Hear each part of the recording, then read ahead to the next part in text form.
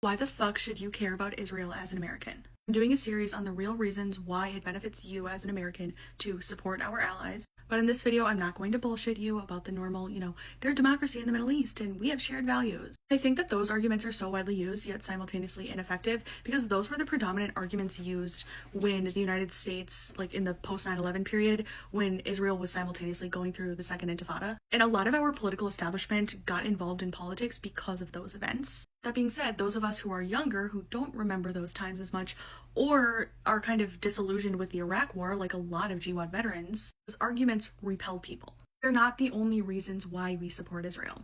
The US's real interests in the Middle East are that we don't want one player to become so powerful that they dominate the region and could shut off the supply of oil to the United States. That's kind of our posture towards the entire world.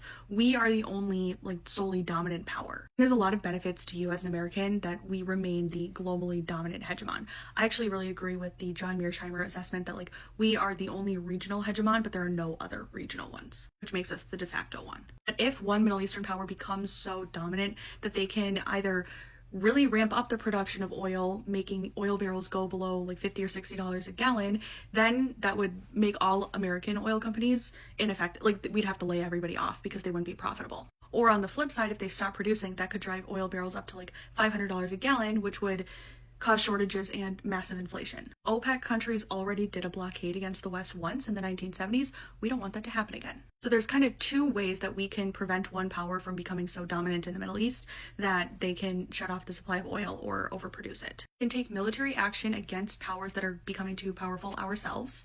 We did that with the Iraq War. A lot of Americans think that that was a bad idea. Or we can embolden allies within the region who will kind of take military action on our behalf for us. There's only two powers in the Middle East that can project power outside of their borders. One is Turkey, the other is Israel. Israel just took out Iran's entire resistance axes only using American weapons, and we were holding them back the entire time. If you don't want to go to war, it's imperative that we have partners like Israel who are willing to go to war for us. They have mandatory service for all of their citizens.